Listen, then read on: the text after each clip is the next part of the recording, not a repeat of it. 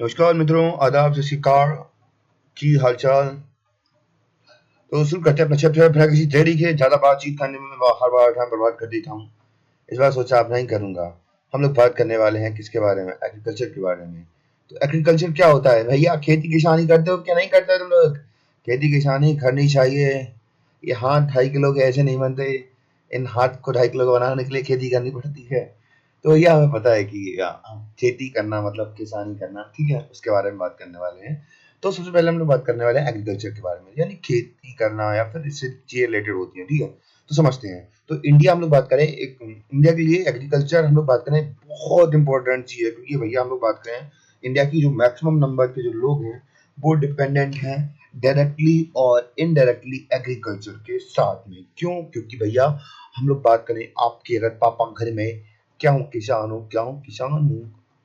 Oh my God, ये क्या हो गया? अगर आपके पापा किसान है तो बेटा आपको भी क्या करनी पड़ेगी? अपने पिताजी की हेल्प करनी पड़ेगी।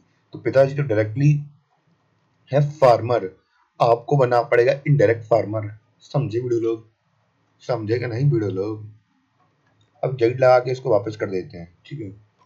अब इतना समझ में आ गया तो भैया कि हम लोग चाहे ना चाहे डायरेक्टली इनडायरेक्टली एग्रीकल्चर से जुड़े हुए हैं, ठीक है। और भैया India is an agriculturally important country. India two third population engage in agriculture activities. तो भैया इंडिया की 2/3 हिस्सा जो है पूरे पॉपुलेशन का वो भैया एग्रीकल्चर एक्टिविटीज में लिप्त है, ठीक है। एग्रीकल्चर हम लोग बात करें प्राइमरी एक्टिविटी है जो कि प्रोड्यूस करते हैं क्या? फूड को, रॉ मटेरियल को। रॉ मटेरियल मतलब क्या होता है? रॉ मटेरियल मतलब होता है कि कच्चा। जैसे हम लोग बात करेंगे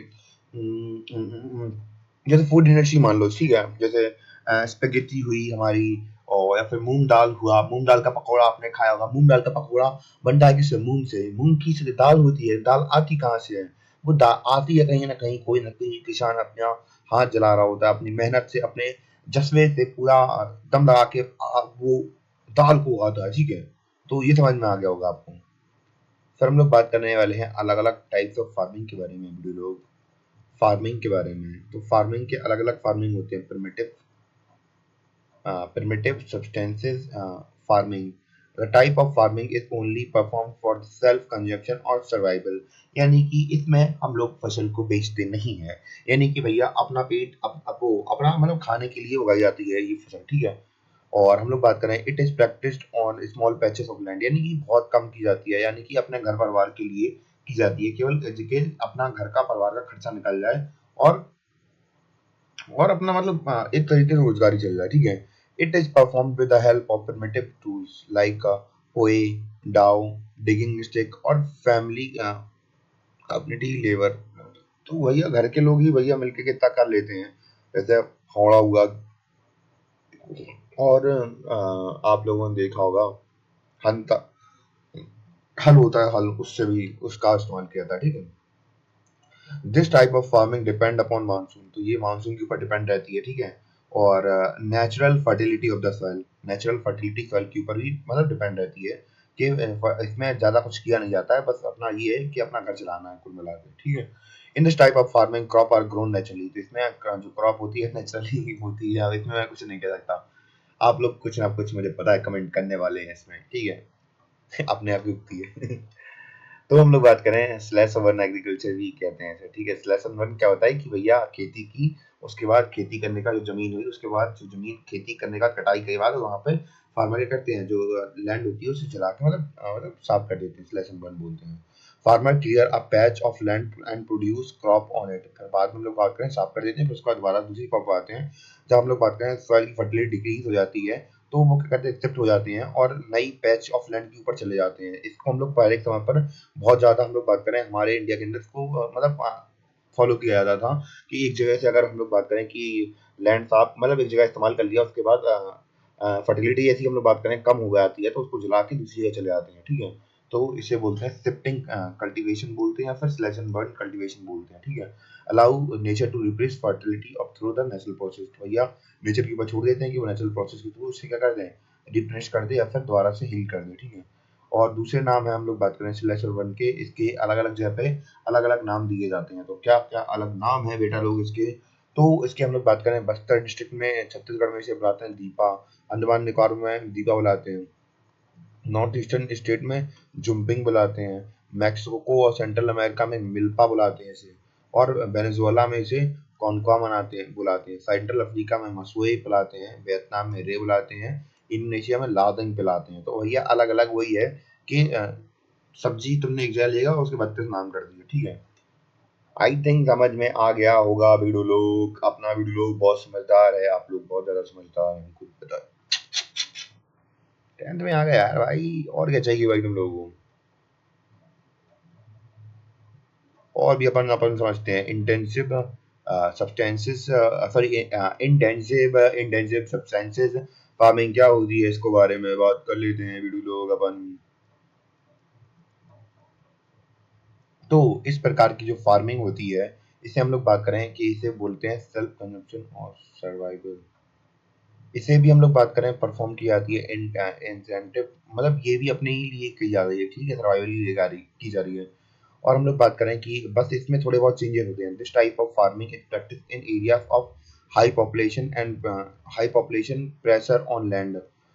इन this type of farming high doses of biochemical modern input irrigation का इस्तेमाल किया जाता है, और इसमें हायर मतलब हायर प्रोडक्शन की जाती है, ठीक है। और पीपल हम लोग बात करें केवल इसके ऊपर रिलाई नहीं रहते हैं, मानसून के ऊपर रिलाई नहीं रहते हैं, बल्कि ट्यूबवेल्स का इस्तेमाल करते हैं, कैनल का इस्तेमाल करते हैं। इसमें हम लोग बात करें लेबर इंटेंसिव फार्मिंग का इस्तेमाल किया जाता है। और भी हम लोग बात करें किस चीज़ का इस्तेमाल किया जाता है इसमें मॉडर्न फर्टिलाइजर हुआ, पेस्टिसाइड हुआ, ट्रैक्टर हुआ, हार्वेस्टर हुआ, थ्रेशर हुआ, इन सभी चीज़ों का इस्तेमाल किया जाता है, और हमारे यहाँ पे बहुत ज़्यादा होती है ये। अब आपको चूज करना है कि आपको बताना है कि भैया मेरा स्टेट कौन सा है, ठीक है।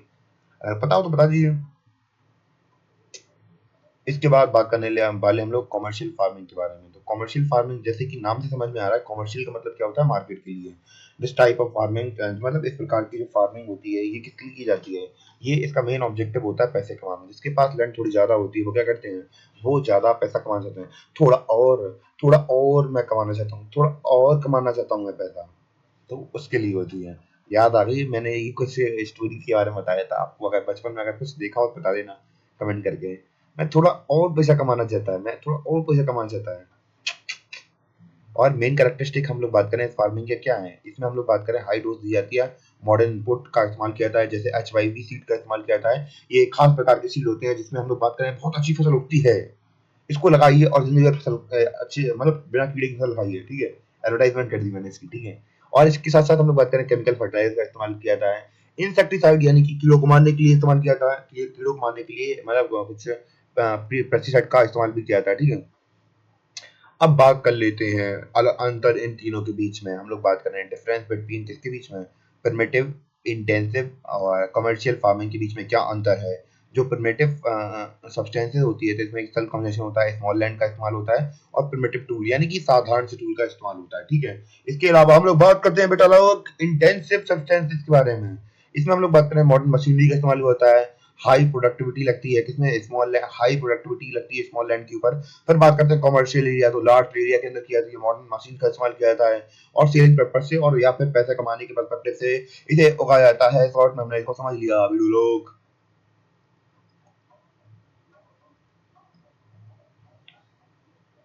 अब बात करने वाले हैं कॉमर्शियल फार्मिंग के टाइप के बारे में, जैसे कि टी चाय की खेती हुई, रबड़ की खेती हुई, बनाना की खेती हुई, शुगर की खेती हुई, कॉफी की खेती हुई। भैया खेत में कॉफी उगाए हुए तो इतनी सारी पियोगे कैसे, साल भर क्या कॉफी पीते रहोगे भाई लोग। इसके अलावा बात करें चाय भी क्या साल भर पीते रहोगे क्या, दिन भर खाने को रोटी नहीं पर चाय होनी चाहिए, ऐसा भी है क्या, नहीं। गन्ने का जूस बड़ा गिलास 20 रुपए में रोज पियोगे क्या, नहीं पी पाओगे, क्योंकि भैया आपकी जान खराब मतलब बहुत ज्यादा सुगर हो गया है।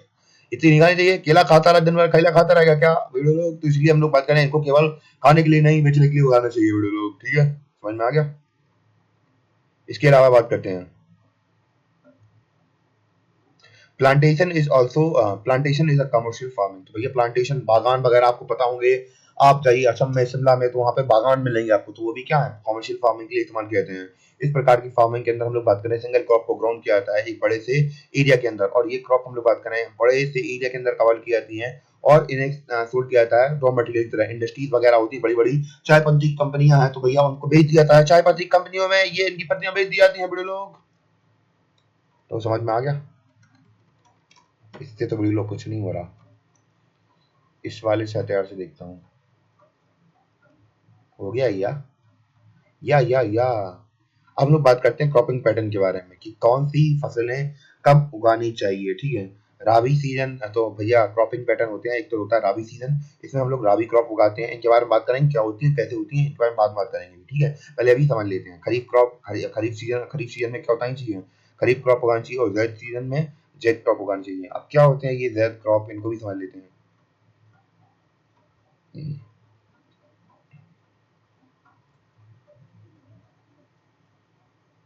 तो हम लोग बात कर रहे थे रॉबी क्रॉप के बारे में बड़े लोग। तो रॉबी क्रॉप हम लोग बात कर रहे हैं सोन की जाती है कब, विंटर से लेकर अक्टूबर, मतलब अक्टूबर से लेकर दिसंबर तक। कब से कब, अक्टूबर से दिसंबर तक, अक्टूबर से दिसंबर तक, अक्टूबर से दिसंबर तक। और आपको लग रहा है कि मैं बार बार क्यों बोल रहा हूँ, जैसे कि आपको याद हो जाए, कि हम लोग किसी चीज को बार बार रिपीट करते हैं तो याद हो जाती है हमें। अक्टूबर से लेकर दिसंबर तक, अक्टूबर से लेकर दिसंबर तक, अक्टूबर से दिसंबर तक, अक्टूबर से दिसंबर, अक्टूबर से दिसंबर तक रबी का प्रकोप रहेगा आपके ऊपर। ठीक है, इससे याद हो जाएगा जल्दी से। और ये क्रॉप हम लोग बात की जाती है, हार्वेस्ट की जाती है समर सीजन में, अप्रैल से लेकर जून तक में। और इसकी इंपॉर्टेंट क्रॉप कौन सी है, गेहूं हुआ, बार्ले हुआ, पीस हुई, ग्राम हुए, ग्राम मस्टर्ड हुई। ठीक है, और through the crop grown in large part of India. और ये ज्यादातर इंडिया के बड़े एरिया के अंदर ही ये क्रॉप उगाई जाती है। बीट मतलब गेहूं, बार्ले, पीस, ग्राम मतलब चना, मस्टर्ड। अरे यार वो पीले पीले दाने, पीले पीले फूल निकलते हैं मस्टर्ड के फसल में। ठीक है, but these crop are mainly produced by, तो कुछ मेनली हम लोग बात करें जगह पे उगाई जाती है ये, पंजाब में, जम्मू कश्मीर में, हरियाणा में, हिमाचल प्रदेश में, उत्तराखंड में, उत्तर प्रदेश में। उत्तर प्रदेश में बहुत ज्यादा उगाई जाती है। ठीक है, अपना व्यू, अपना स्टेट अपना होता है, अपना देश अपना होता है। ठीक है, अब बात करने वाले हैं खरीफ क्रॉप के बारे में।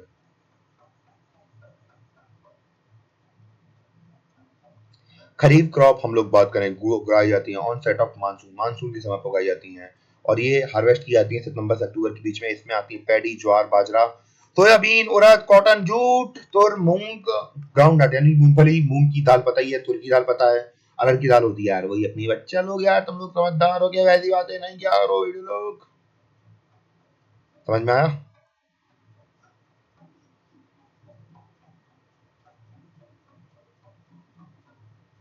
ठीक है, रात चिल्ला दी मैंने, रात के 1 बजे 12:30 हो गए, चिल्ला रहा हूँ यार फिर मैं। बगल वाले सोच रहे हैं पागल हो गए। हम लोग बात करने वाले हैं कुछ क्रॉप्स के बारे में। जी क्रॉप कहाँ कहाँ उगाई जाती है इसके बारे में बात कर लेते हैं। ठीक है, वो बड़े लोग इसके बारे में बात कर लेते हैं अपन। तो ये क्रॉप उगाई थी असम में, वेस्ट बंगाल में, उड़ीसा में, तेलंगाना में, तमिलनाडु में, केरला में, महाराष्ट्र में। जो पैडी ग्रो की जाती है, इसके नाम पैडी के अलग जगह पे ओस, मोन, बारू अलग अलग नाम है। ठीक है, हमारे देश के अंदर और मेजर क्रॉप कौन कौन सी उगाई जाती है, राइस उगाई जाती है। राइस हम लोग बात करें स्टेपल फूड है मेजोरिटी ऑफ पीपल इंडिया का, क्योंकि हम लोग बात करें कि ऐसा कोई घर नहीं है जहाँ पे चावल बने ना हो। यानी कि बहुत कम लोग हैं जो चावल नहीं खाते हैं, क्योंकि चावल की भाई बिरयानी, दाल चावल, मुंह में पानी आ रहा। तो भैया ऐसी बहुत सारी वैरायटी की डिशेस बनती हैं। ठीक है, अवर कंट्री हम लोग बात करें, हमारी कंट्री सेकंड लार्जेस्ट प्रोड्यूसर है राइस में वर्ल्ड में, चाइना के बाद में, क्योंकि राइस प्रोड्यूस करती है। जो राइस की रिक्वायरमेंट है इसमें हम लोग बात करें राइस को क्या चाहिए पड़ता है, फसल उगाने मतलब फसल को उगने के लिए हाई टेम्परेचर चाहिए पड़ता है, यानी कि 25 सेंटीग्रेड से ऊपर चाहिए पड़ता है। हाई ह्यूमिडिटी चाहिए पड़ती है, एनुअल रेनफॉल कम से कम 100 सेंटीमीटर होने चाहिए। और राइस को उगाने के लिए हम लोग बात करें predominantly practice in region with abundant rainfall, जहाँ पे हम लोग बात करें रेनफॉल अच्छी मात्रा में होता है, रिलायबल वाटर सोर्सेज होते हैं, यानी कि पानी पर्याप्त मात्रा में हो ही हो, रिलायबल वाटर सोर्सेज हो, तभी हम लोग बात करें फसल करनी चाहिए, वरना लंका लग जाती है। और हम लोग बात करें राइस को ग्रोन किया जाता है प्लेन्स में, कहाँ पे, नॉर्थ और नॉर्थ ईस्टर्न इंडिया में, और कोस्टल एरियाज में, और डेल्टेक रीजन में। ठीक है, डेवलपमेंट किया जाता है डेंस, इसको हम लोग बात करें development of dense network of canal irrigation and tubewell have made it possible to grow rice in the area of less fertile such as Punjab, Haryana and western Uttar Pradesh and part of Rajasthan. तो भैया इसका कहने का तात्पर्य ये है कि भैया अगर आपको फसल उगानी है चावल की, तो इसके लिए आपको पहली बात तो आपके पास एक तो बहुत सारा पानी आना चाहिए। अगर आपके यहाँ पे पानी नहीं आता है तो ये बहुत बड़ी समस्या है, और इस समस्या को दूर करने के लिए आपको बहुत सारे तरीके अपनाने पड़ेंगे। कौन कौन से तरीके अपनाने पड़ेंगे, तो वही इसी के बारे में बात की गई है। तो ये आपको क्या कराना पड़ेगा, डेंस नेटवर्क ऑफ कैनल्स, यानी कि जो नहरें हैं बहुत बड़ी मात्रा में मतलब फैलाने पड़ेंगे। इरिगेशन के लिए ट्यूबवेल होने चाहिए। ठीक है, तो तभी हम लोग बात करें आपको फसल उगा पाएंगे, वरना फिर इसमें जितना पानी चाहिए पड़ता है आपका घर जाएगा भी लोग, मतलब मजाक कर रहा हूँ, मतलब पानी बहुत सारा चाहिए पड़ता है। ठीक है, फिर बात कर लेते हैं हम लोग बीट के बारे में। तो चाप मतलब गेहूं के बारे में। तो बीट हम लोग बात करें, second most important cereal crop है इंडिया के अंदर, और पूरे वर्ल्ड के अंदर समझ लीजिए, ठीक है। और मतलब इंडिया के अंदर बहुत से लोग खाते हैं, बाहर तो इतना तो मुझे कंफर्म नहीं है, पर इंडिया के अंदर बहुत से लोग खाते हैं, ठीक है। और मेन फूड क्रॉप है कहाँ पे, नॉर्थ और नॉर्थ वेस्टर्न पार्ट में भैया, हमारे यहाँ चलता है बहुत ज्यादा ये। और ये राबी राबी क्रॉप है, जिसमें हम लोग बात करें, कूल ग्रोइंग सीजन चाहिए पड़ता है, ब्राइट सनलाइट चाहिए पड़ती है और पकने के लिए। और इसमें कम से कम 50 से 70 सेंटीमीटर एनुअल रेनफॉल चाहिए पड़ता है, ठीक है। और ग्रोइंग सीजन के दौरान में। और हम लोग बात करें इंपॉर्टेंट, हम लोग बात करें जोन कौन कौन सी हैं इस कंट्री के अंदर, गंगा, हम लोग बात करें सतलज प्लेन्स हुए, और ब्लैक सॉइल चाहिए पड़ती है दक्कन की। तो इन जगह पे हम लोग बात करें, जो सॉरी गेहूं है बहुत अच्छी मात्रा में उगते हैं। अब बात कर लेते हैं कहाँ कहाँ उगते हैं, वो हैं पंजाब, उत्तर प्रदेश, मध्य प्रदेश, राजस्थान, बिहार और हरियाणा। अब बात कर लेते हैं मिलेट के बारे में। मिलेट मतलब वही बाजरा वगैरह होते हैं। तो इसे हम लोग बात करें, इसमें मतलब पानी की मात्रा इतनी जरूरत नहीं पड़ती है ना, ठीक है। और the millets are known as coarse grains. Millets are three type, तीन प्रकार के होते हैं, ज्वार, रागी, बाजरा, जैसे कि मैंने आपको बताया। तो भैया इनमें न्यूट्रिशन वैल्यू बहुत होती है, ठीक है। आई थिंक इतना क्लियर होगा, मतलब कितनी क्लियर हो रहा होगा आपको। ठीक है बड़े लोग, अब बात करते हैं अपने ज्वार के बारे में। तो इंडिया में अगर हम लोग बात करें, third most important food crop है। तो हम लोग बात करें कि ज्वार भैया देसी खाना है। गेहूं तो भैया बाद में इंट्रोड्यूस हुआ, पहले के लोग ज्वार बहुत ज्यादा खाते थे, ठीक है, अपने इंडिया के अंदर। It is a rain fade crop mostly grown in moisture and hardly needed irrigation. तो भैया अपने यहाँ पे जैसे कि मान चलिए कि अब तो इरिगेशन फैसिलिटीज काफी अच्छी हो गई है, पर पहले के समय पर हम लोग बात करें कि इतनी जरूरत नहीं होती थी पानी की, ठीक है।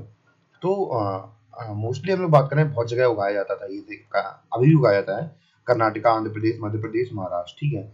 और हम लोग बात करें इसमें दिल आ जाता है यार, माँ बहुत अच्छी फसल होती है यार। ठीक है, अब बाजरा के बारे में बात कर लेते हैं। तो bajra grow well on sandy soil, तो सैंडी सॉइल में उगता है। और हम लोग बात करें एंड सैलो ब्लैक सॉइल में उगता है। जो हम लोग बात करें मेजर प्रोड्यूसिंग स्टेट है बाजरा के, वो कौन है, उत्तर प्रदेश, राजस्थान, महाराष्ट्र, गुजरात, हरियाणा, ठीक है।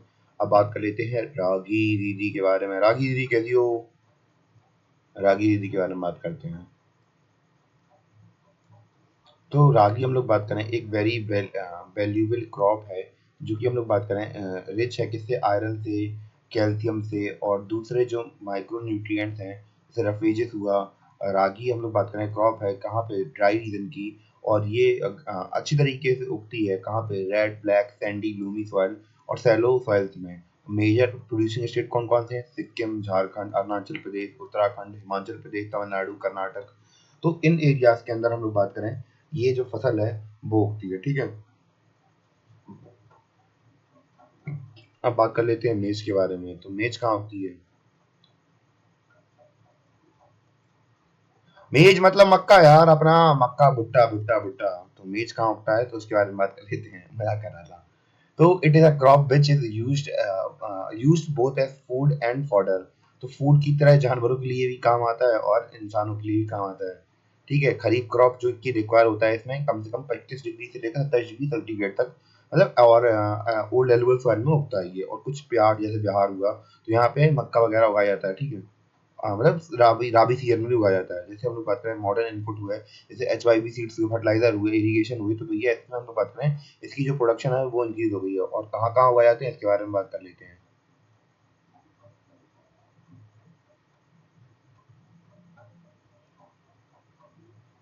तो ये उगाए जाते हैं आंध्र प्रदेश, कर्नाटका, महाराष्ट्र, बिहार, तेलंगाना, उत्तर प्रदेश। पल्सेस दालों के बारे में बात कर लेते हैं।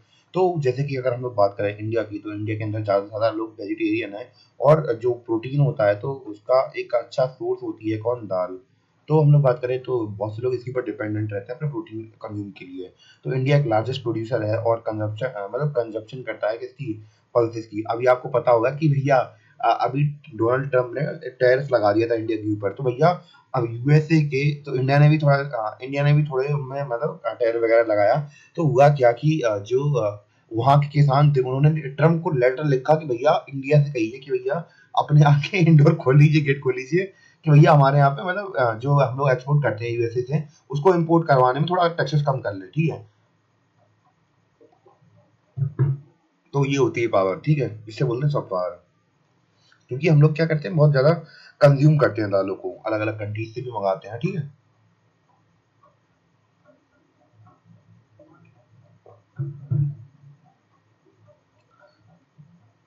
पल्सेस जैसे कि हमारी उड़द हुई, मूंग हुई, मसूर हुई, पी हुई, ग्राम हुई, तो इनकी क्या, इनकी मतलब दालों की बात कर रहे हैं हम लोग, तो ये सब दालें हमारी।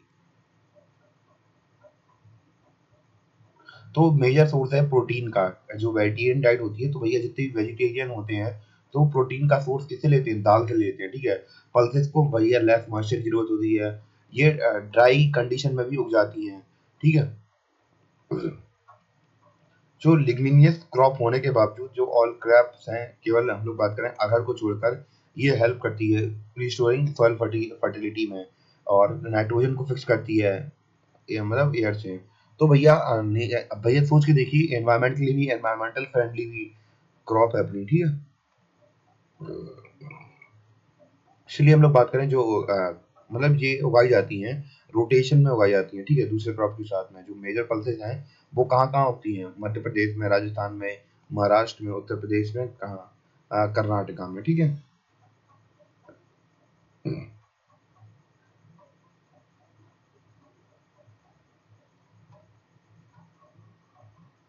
ले, तो अब बात कर लेते हैं फूड क्रॉप, जो कि ग्रेन के अलावा भी अब दूसरी क्रॉप्स हैं, उनके बारे में बात कर लेते हैं। जैसे कि अपन बात करने वाले हैं शुगर केन के बारे में।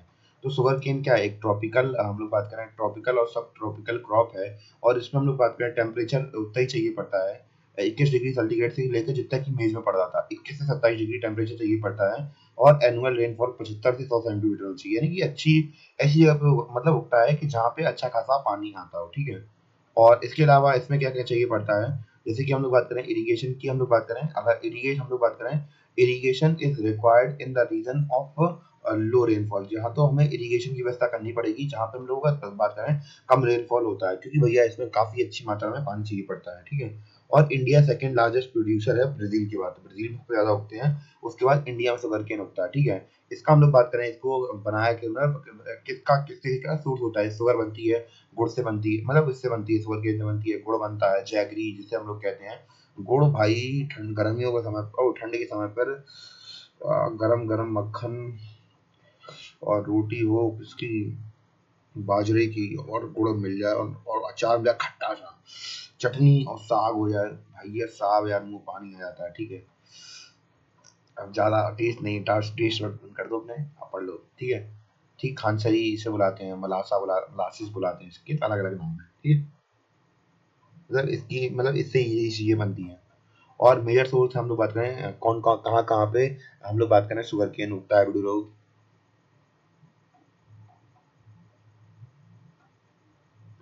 तो ये उगता है उत्तर प्रदेश में, महाराष्ट्र में, कर्नाटका में, तमिलनाडु में, हरियाणा में, आंध्र प्रदेश में, तेलंगाना में, बिहार में, पंजाब में, ठीक है। अब बात करने वाले हैं ऑयल सीड्स के बारे में।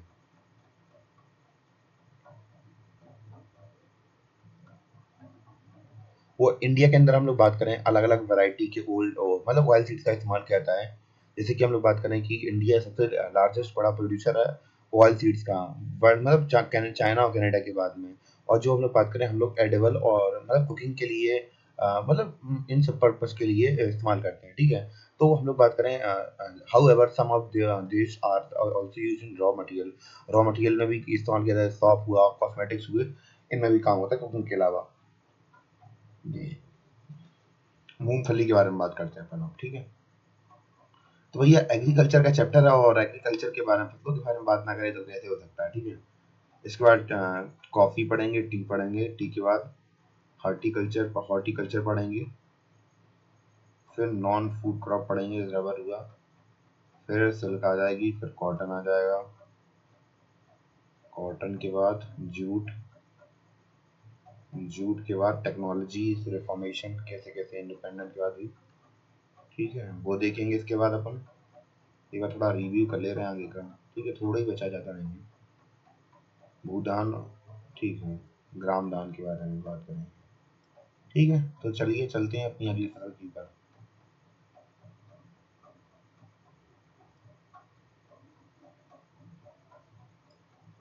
ठीक है, ऑयल सीड हो गई थी, अब मूंगफली के बारे में बात करते हैं। मूंगफली की अगर बात करें तो भैया ठंड के समय पर चटनी के साथ, नमक के साथ खाओ मूंगफली गरम गरम, मजा ना आए तो नाम बदल देना यार। गजब लगती है मूंगफली। ठीक है, तो ये क्या है, खरीफ क्रॉप है, और हम लोग बात करें and account for about half of the major oil seed produce in India. तो बहुत सारी मतलब प्रोडक्शन होती है ऑयल सीड की, और 2018 के हिसाब से बताएं तो इंडिया सेकंड लार्जेस्ट प्रोड्यूसर था वर्ल्ड में, चाइना के बाद, जो कि मूंगफली उगा रहा था। 2019-20 में गुजरात सबसे बड़ा प्रोड्यूसर निकल के आया ग्राउंड नट का। और इसके बाद हम लोग बात करें राजस्थान था, उसके बाद आंध्र प्रदेश था। तो यहाँ यहाँ हम लोग बात करें जो मूंगफलियां थी वो उगाई जा रही थी, जो लीशन मस्टर्ड सीसम कोई सॉरी कॉस्टर्ड सीड्स हुए, लिनसीड हुआ, मटसन सीड हुई, ये राबी सीड, ये भी क्या है, राबी सीड, राबी क्रॉप में ही है, मतलब ये भी राबी क्रॉप ही है, राबी क्रॉप में है। सीसम हम लोग बात करें खरीफ क्रॉप है नॉर्थ में, और राबी क्रॉप साउथ में। ठीक है, जो सीसर सीड्स हैं ये दोनों जगह उगाए जाते हैं, खरीफ में भी राबी में भी उगाए जाते हैं। ठीक है, अब बात करने वाले हैं हम लोग किसके बारे में, सुबह की ताजी ताजी के लिए जो हम लोग पीते हैं वो है हमारी टी, यानी कि चाय। चाय कल्टीवेशन एग्जाम्पल है प्लांटेशन एग्रीकल्चर का।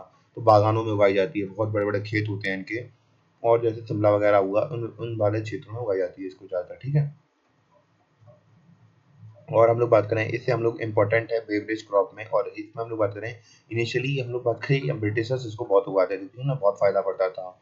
और हिस्टोरिकल इवेंट भैया बहुत ज़्यादा है इससे रिलेटेड। जैसे आपने बॉस्टन टी पार्टी सुनी होगी, तो भैया हिस्टोरिकल पर्सपेक्टिव से भी इम्पोर्टेंट है ये क्रॉप। ठीक है, आज के समय पर हम लोग बात करें कि जो टी प्लांटेशन है ये उनकी आती है इंडियंस के द्वारा, पहले ब्रिटिशर्स करते थे। ठीक है, और जो टी प्लांट्स हैं वो ग्रो होते हैं ट्रॉपिकल और सब ट्रॉपिकल क्लाइमेट में, और डीप और फर्टाइल वेल ड्रेन्ड सॉइल में। ठीक है, और इसमें ह्यूमस अच्छा चाहिए होता है, ऑर्गेनिक मैटर की जरूरत होती है, जो ट्री विशेष होती हैं उनमें गर्म और मॉइस्ट फ्रोस्ट फ्रोस्ट की जरूरत पड़ती है। फ्री क्लाइमेट चाहिए, मतलब टी को जो टी सॉरी जो टी की झाड़ियाँ होती हैं, मुझसे मतलब झाड़ियाँ होती हैं, उन्हें रुका चाहिए होता है, गर्म और मॉइस्ट फ्रोस्ट फ्री क्लाइमेट चाहिए पड़ता है। ठीक है, पूरे साल। ठीक है, फ्रीक्वेंटली हम लोग बात करें जैसे सावर वगैरह हो जाते हैं, तो evenly distribute over the year and sure the continuous growth of tender leaves. और इसमें हम लोग बात करें लेबर इंटेंसिव इंडस्ट्री है, और मेजर हम लोग बात करें कि कहाँ कहाँ होती है, केरला में, तमिलनाडु में, वेस्ट बंगाल में, और जलपाईगुड़ी डिस्ट्रिक्ट में उगती हैं, और हिल्स ऑफ दार्जिलिंग, दार्जिलिंग की तो फिर फेमस है ही, असम भी फेमस ही है। ठीक है, और कॉफ़ी के बारे में कर्नाटका साइड पे बहुत उगती है ये कॉफ़ी वगैरह। ठीक है, कॉफ़ी के बारे में बात कर लेते हैं। तो कॉफ़ी हम लोग बात करें कि इंडिया में हम लोग बात करें, इससे हम लोग बात करें कि इंडिया की रिच क्वालिटी के लिए जाना जाता है, कि Indian coffee is known as the world for its good quality. भैया इतनी अच्छी क्वालिटी होती है, पूरे विश्व भर में इंडिया की क्वालिटी मतलब लोहा माना जाता है। जो अरेबिक वैरायटी है, इनिशियली हम लोग बात करें ये लाई गई थी यमन से, और प्रोड्यूस की गई थी कंट्री के अंदर, और इसकी वैरायटी हम लोग बात करें ग्रेट डिमांड होती है पूरे वर्ल्ड में।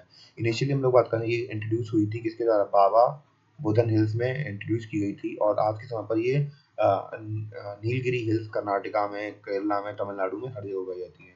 और हॉर्टिकल्चर के बारे में बात कर लेते हैं। इसमें हम लोग बात करें horticulture is a cultivation of fruits and vegetable. तो इसमें हम लोग फ्रूट और अब सीरियल्स और क्रॉप्स की बात नहीं कर रहे हैं हम लोग बात करने वाले हैं फ्रूट्स और वेजिटेबल्स के बारे में। इंडिया सेकंड लार्जेस्ट बड़ा प्रोड्यूसर है किसका, फ्रूट्स का और वेजिटेबल्स का वर्ल्ड में, चाइना के बाद पे। इंडिया हम लोग बात करें प्रोड्यूस है ये ट्रॉपिकल और टेम्परेट फ्रूट्स उगाता है। जैसे यहाँ पे मैंगोस महाराष्ट्र के चलते आंध्र प्रदेश, तेलंगाना, उत्तर प्रदेश, वेस्ट बंगाल, हर जगह उगाए जाते हैं। और कौन से फ्रूट उगते हैं हमारे यहाँ पे उनको देख लेते हैं। जैसे ऑरेंजेस हुए नागपुर के, ठीक है, चेरापूंजी के, ठीक है, मेघालय की बात करें, बनानास हुए केरला के, मिजोरम के, महाराष्ट्र में, तमिलनाडु में, लीची उगाई जाती है, और गुआवा उगाया जाता है उत्तर प्रदेश में। यार अमरूद अपने यहाँ इतने भयंकर होते हैं भैया, हमारे मुझे पता है कि मेरे घर के पास में बगीचे हैं इसके अमरूद के। तो हम लोग क्या करते थे, नदी है मेरे घर के पीछे वाली रोड में, तो यमुना नदी बहती है, तो वहां पे किनारे इनके अमरूद के मतलब वो लगे हुए हैं, अमरूद के बगीचे हैं भाई भाई। अब किससे क्या होता है, मजा आता था दोपहर के समय तो वहां पे चले जाओ बाग में और मस्त तोड़ो, वहां पे खाने में मजा आता था। ठीक है, उत्तर प्रदेश, बिहार में, और पाइन एप्पल रखते हैं मेघालय में, ग्रेप्स उगते हैं आंध्र प्रदेश, तमिलनाडु और महाराष्ट्र में, और एप्पल और पियर्स और एप्रिकॉट, वेलनट और ये सब उगते हैं जम्मू कश्मीर में और हिमाचल प्रदेश में। अब हम लोग बात करें खाने के अलावा दूसरी क्रॉप्स भी होती हैं, तो खाने के अलावा भी और कुछ सोचा करो भाई लोग, उसके बारे में बात कर रहे हैं हम, ठीक है। तो नॉन फूड क्रॉप्स में हम लोग बात कर रबर के बारे में बात कर रहे हैं, तो ये एक इक्वेटोरियल क्रॉप है और स्पेशल कंडीशन चाहिए होती है इसको ग्रो करने के लिए, जो ट्रॉपिकल और सब ट्रॉपिकल एरिया में उगती है। इसमें मॉइस्ट और ह्यूमिड क्लाइमेट चाहिए होता है और रेनफॉल 200 सेंटीमीटर से ज़्यादा चाहिए पड़ती है, ठीक है। और टेम्परेचर 25 डिग्री सेंटीग्रेड से ज़्यादा। और रबर हम लोग बात करें इंपॉर्टेंट इंडस्ट्रियल रॉ मटेरियल है। रबर मेनली ग्रो की जाती है केरला में, तमिलनाडु में, कर्नाटका में, गारो हिल्स और मेघालय में, आंध्र प्रदेश और निकोबार आइलैंड्स में, ठीक है।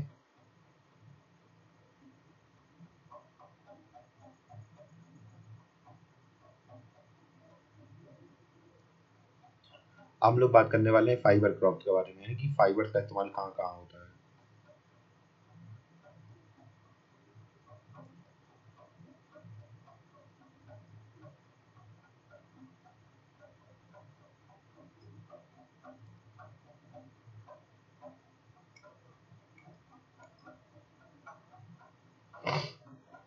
अब फाइबर क्रॉप्स के बारे में बात करने वाले हैं, तो फाइबर मतलब क्या होता है, जैसे कि कपड़े वगैरह बनते हैं, तो कॉटन हुआ, जूट हुआ, ठीक है। तो ये उगते हैं सॉइल में, ऑब्वियसली बात सॉइल में उगते हैं, ठीक है। कहाँ कहाँ उगते हैं उनके बारे में बात करते हैं, ठीक है। सिल्क की हम लोग बात करें, ऑब्टेन की जाती है कोकून से और सिल्क वॉर्म से, कीड़े होते हैं उनके, और ये फेड किए जाते हैं ग्रीन पत्तों के ऊपर, जैसे कि आपने बचपन में क्लास 7 8 में बहुत आता है इनके बारे में। तो जो हम लोग बात करें ऊन है, तो उनके लिए बहुत सारे कीड़ों को मार दिया जाता है, ठीक है। स्पेशली मलबेरी, यानी कि मलबेरी आपने सुनी होगी, शहतूत के पेड़ में होता है, ठीक है। इनको सिल्क वॉर्म को पाला जाता है, प्रोडक्शन की जाती है सिल्क के लिए। और इसे हम लोग बात करें सेरीकल्चर के नाम से भी जानते हैं, फाइबर को सेरीकल्चर के नाम से भी जानते हैं, ठीक है। कॉटन के बारे में बात कर लेते हैं। कॉट ऐसा माना जाता है, जो ओरिजिनल नेम है कॉटन का, India is believe to be original home of the cotton. वही ऑब्वियस सी बात है भाई, इंडिया बहुत से लोगों का घर है, हमारे देशों का भी, आपके जैसे का भी, और कॉटन का भी घर है, ठीक है। कॉटन हम लोग बात करें इंपॉर्टेंट रॉ मटेरियल है किसके लिए, कॉटन टेक्सटाइल इंडस्ट्रीज के लिए। कॉटन हम लोग बात करें खरीफ क्रॉप है, क्या है, खरीफ क्रॉप है बड़े लोग। और ये हम लोग बात करें ड्राई से ड्रायर पार्ट में उगती है, ब्लैक सॉइल चाहिए पड़ती है, डेक्कन प्लेट्यू में उगती है।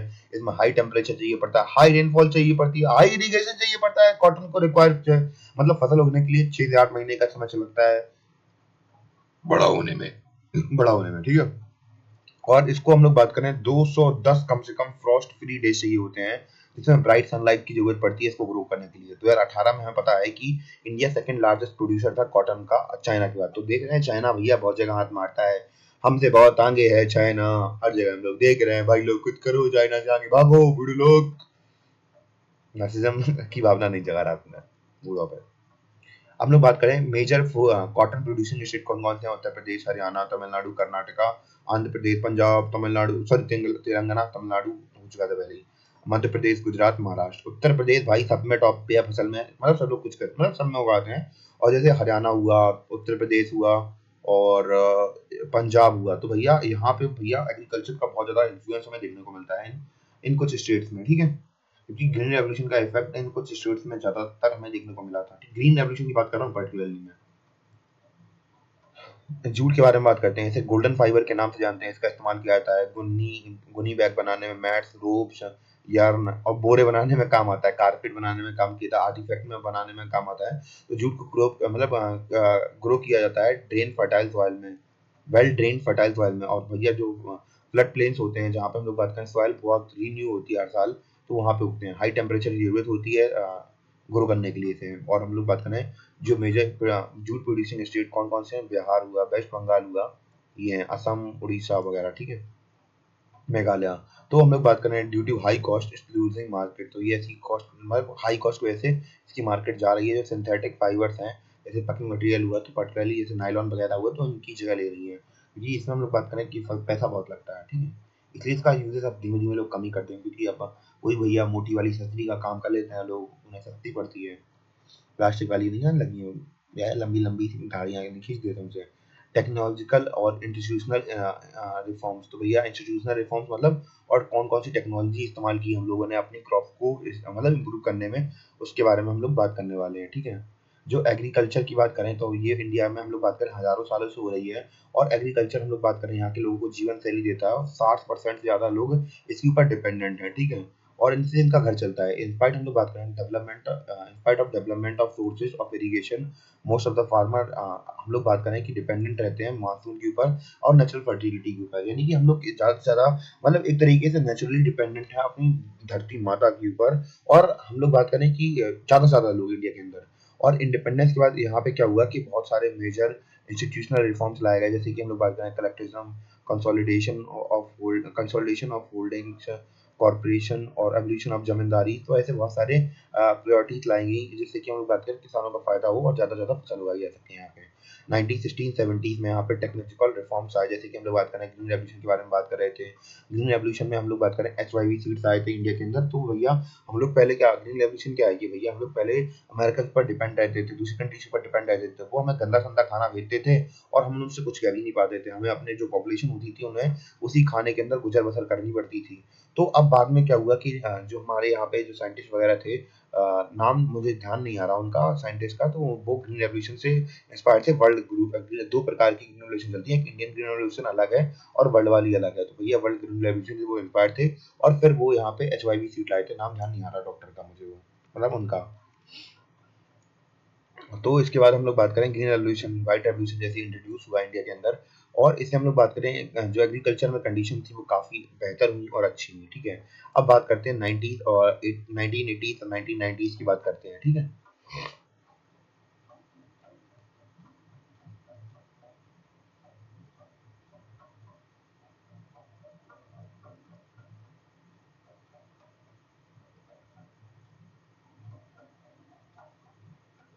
कॉम्प्रिहेंसिव, अगर हम 1980s या 1990s की बात करें, तो हम लोग बात करें यहाँ पे लैंड डेवलपमेंट के लिए बहुत सारे प्रोग्राम चलाए गए जो कि इनिशिएटेड किए गए थे इंस्टीट्यूशनल और टेक्नोलॉजिकल रिफॉर्म्स के द्वारा। जो प्रोविजन थे क्रॉप के लिए वो इंश्योर किए गए कि भैया ऐसे प्रोविजन बनाए गए कि भैया ड्रॉट में बचाने के लिए काम आए, जैसे फ्लड वगैरह हुए तो इंश्योरेंस कराया जाए, ठीक है। जैसे कि साइक्लोन वगैरह हुए, क्योंकि भैया आप किसान आदमी हैं तो भैया अगर उसकी फसल बर्बाद हो गई, पहले के समय पे क्या होता था कि अंग्रेज तो इतना ध्यान देते नहीं थे, तो भैया हमारी अब जिम्मेदारी बनती है कि उन्हें ऐसी, जैसे हम लोग बात करें उनकी फसल बर्बाद हो गई, तो भैया अब गरीब किसान क्या करता है, अमीर हो तो ठीक है चल जाता है, पर गरीब किसान की अगर बात करें तो वो भैया क्या करता है, लोगों से पैसा उधार मांग मांग के तो अपनी फसल उगाता है, पहली बात तो, ठीक है। और बहुत सारे ब्याज लेके अपनी फसल उगाता है, वो सोचता है कि भैया हमारी जब फसल उगेगी तो हम जिसका कर्ज लिया है हमने उसका कर्ज वापस कर देंगे। पर अगर उसी समय पे हम लोग बात करें बारिश हो जाती है, कैसे भी करके उसकी फसल बर्बाद हो जाती है, तो वो क्या, अब तो कंगाल हो जाएगा, उसके ऊपर कर्ज चढ़ जाएगा। तो भैया ऐसे समय पर इंश्योरेंस काम आता है, जो क्रॉप प्रोविजन बनाया गया है क्रॉप इंश्योरेंस के लिए, जैसे कि ड्रॉट जैसी सूखा पड़ जाए, बाढ़ आ जाए, साइक्लोन आ जाए, आग लग जाए, बीमारी फैल जाए, तो ऐसी सिचुएशन में इंश्योरेंस होता है, जैसे कि उसकी फसल अगर बर्बाद भी होती है तो कोई प्रॉब्लम ना हो, ठीक है। और जैसे हम लोग बात करें सोसाइटी एस्टेब्लिशमेंट हुआ सोसाइटीज का, बैंक का, तो ये प्रोवाइड करने लगे लोन फैसिलिटीज, जो कि हम लोग बात करें लो रेट पर इंटरेस्ट मिलता है। पर नहीं तो हम लोग बात करें पहले के साथ पर क्या होता था कि जो बड़े बड़े लैंड ओनर्स हैं या फिर जमींदार हैं, वो इनको बहुत बुरी तरीके से इस्तेमाल करते थे और इनका एक्सप्लॉइटेशन करते थे, और इनको ऐसी कंडीशन आ जाती थी कि भैया इन्हें मरने की नौबत आ जाती थी। तो फिर धीमे-धीमे सरकार ने भी थोड़ा-थोड़ा काम किया, जैसे एस्टेब्लिशमेंट किया ग्रामीण बैंक की, ग्रामीण बैंक को जो कि इंसान किसानों के लिए खोला गया, और गवर्नमेंट ने क्या किया, किसान क्रेडिट स्कीम लाई। तो भैया इसमें हम लोग बात करें ऑफर किया जाता है चीप लोन, बहुत सस्ते लोन्स प्रोवाइड किए गए। Personal accidents personal accident insurance scheme चलाई गई। तो भैया कुछ स्कीम इंट्रोड्यूस की गई गवर्नमेंट के द्वारा, जिससे कि जो फार्मर्स को क्या हो बेनिफिट हो। स्पेशल वेदर बुलेटिन चलाए जाने लगे, एग्रीकल्चर प्रोग्राम चलाए जाने लगे, जिससे कि जो फार्मर्स हैं उन्हें रेडियो टेलीविजन पर अलग अलग चीज़ों के बारे में पता रहे, और उन्हें टेक्नोलॉजिकल जो भी हेल्प चाहिए होती है गवर्नमेंट देने की कोशिश करती है।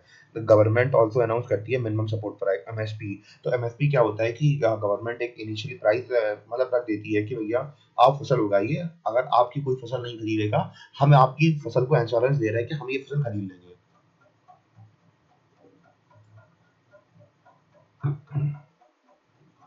ठीक है।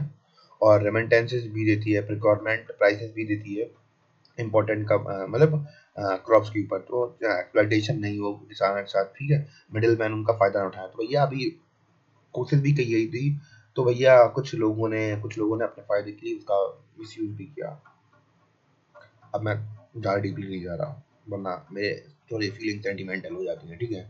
अब हम लोग बात करने वाले हैं भूदान ग्रामदान के बारे में।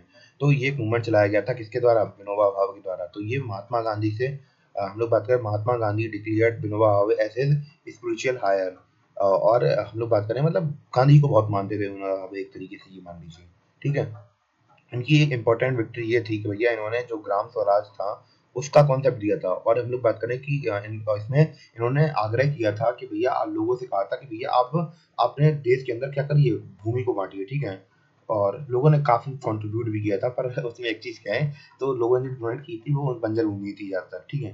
तो जैसे गांधी जी की हम लोग बात करें, मृत्युतम Vinoba Bhave undertook padyatra to spread Gandhi ji message to cover almost the entire country. तो भैया वही गांधी का मैसेज स्प्रेड करने के लिए गए थे। और इन्होंने भूदान आंदोलन में बहुत सारे लोगों से कहा था, मतलब विनती की थी कि भैया आप लोग प्लीज अपना जो जमीन वगैरह है तो अपने देश के अंदर बंटवारा मतलब थोड़ा बहुत बांट दिए, दान में दे दिए, जिससे कि गरीब किसानों के पास में पहुंच जाए जमीन जिनके पास कुछ भी नहीं है, ठीक है। अब थोड़ा बहुत रिवाइज कर लेते हैं जिस तक कि हमने अभी तक रीड की उनको समझते हैं।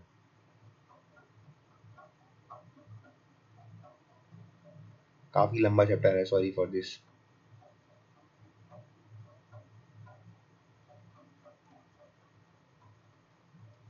तो हम लोगों ने एग्रीकल्चर के बारे में बात की, उसकी इम्पोर्टेंस के बारे में बात की कि हाँ, कैसे इंडिया के अंदर ज़्यादा से ज़्यादा लोग एग्रीकल्चर के ऊपर डिपेंडेंट रहते हैं। फिर हमने प्रिमिटिव सब्सटेंसेस फार्मिंग के बारे में पढ़ा, ठीक है। कैसे हम लोग ये जो प्राइमरी लेवल की फार्मिंग होती है जो कि सेल्फ कंजम्पशन के लिए इस्तेमाल की जाती है। फिर स्लैश एंड बर्न एग्रीकल्चर देखा हमने, ठीक है। फिर इसके अलावा इंटेंसिव सब्सटेंसिव फार्मिंग देखी फिर हमने। फिर इसके बाद कमर्शियल फार्मिंग देखी, जैसे मार्केट के लिए की जाती है। फिर इनके बीच में डिफरेंसेस देखे, फिर अलग अलग क्रॉप्स देखी, जैसे खरीफ हुई, राबी क्रॉप हुई, इनके बीच में डिफरेंसेस जाने, जैसे राबी सीजन के बारे में जाना, खरीफ सीजन के बारे में बात जाना, जैद सीजन के बारे में जाना। फिर राबी क्रॉप के बारे में डिटेल से बात की हमने, फिर खरीफ क्रॉप के बारे में डिटेल से बात की। ऐसे करते करते हमने बहुत सारे क्रॉप्स के बारे में बात की, ठीक है। और कहाँ कहाँ उगाई जाती हैं, मेजर क्रॉप कौन कौन सी है ये देखिए हमने। मेजर क्रॉप में हमने गेहूं के बारे में बात की, गेहूं के फायदे क्या होते हैं, कहाँ होती है, क्या जरूरत पड़ती है, क्या क्या कौन कौन सा टेम्परेचर चाहिए पड़ता है। ज्वार के बारे में बात की हमने, ज्वार कहाँ उगाया जाता है और बाजरा कहाँ उगाया जाता है। इसके अलावा क्या क्या जरूरत होती है बाजरा को उगाने के लिए। रागी के बारे में बात की, रागी को उगाने के लिए क्या जरूरत पड़ती है। मेज के बारे में बात की, मेज को उगाने के लिए क्या चाहिए होता है, कहाँ कहाँ कौन कौन से स्टेट में चलती हैं, और पल्सेस कहाँ-कहाँ उगती हैं, कितनी ज़रूरत होती है इन्हें। और फूड के अलावा दूसरी क्रॉप्स के बारे में बात की हमने, जो खाने के अलावा ग्रेन्स के अलावा दूसरी क्रॉप है, शुगरकेन हुई, कॉफ़ी हुई, ऑयल सीड्स हुए, ग्राउंडनट हुई, टी हुई और कॉफ़ी हुई, कहाँ उगती है, कैसे उगती है। हॉर्टिकल्चर के बारे में जाना कि कैसे जो खाने वाली सब्जी होती है वो अलग होती है। और नॉन फूड क्रॉप के बारे में जाना, जैसे कि फाइबर हुई, रबर हुई, सिल्क हुई, कॉटन हुई, इन सब के बारे में देखा। जूट के बारे में देखा, ठीक है। कहाँ कहाँ उगाई जाती है ये देखा। कैसे कैसे टेक्नोलॉजिकल और इंस्टीट्यूशनल रिफॉर्म्स लाएगा हमारी कंट्री के अंदर अलग अलग ईयर्स में, ठीक है। भूदान ग्रामदान के बारे में हमने बात की। तो ऐसे करके हमने अपना जो चैप्टर था उसको बहुत डिटेल से समझने की कोशिश की। और जो अलग अलग पहलू बन सकते थे हमारे एग्जाम के अंदर, तो उनको हम लोग कवर अप करने की कोशिश की। और उम्मीद है कि आपको समझ में भी आया हो इसके बारे में। और अगर आपको लगता है कि आपको काफ़ी अच्छा पढ़ना चाहिए और नोट्स वगैरह चाहिए होंगी इसके रिटर्न में, तो निकाल लेना वेबसाइट पर जाके यार। बहुत सिंपल सस्ते से कोर्स रखे हैं। 150-200 रुपए का और 300-400 रुपए का रखूंगा, तो ज़्यादा इससे ज़्यादा का नहीं रखूंगा, ठीक है। और उम्मीद है कि आपको समझ में आया हो। हमारी वेबसाइट का नाम है एंडोफ्रेंचाइज। आप कोर्सेज परचेज करना चाहते हो जाके परचेज कर सकते हैं। मिलते हैं अपने अगले लेक्चर में, तब तक के लिए बाय, सायोनारा।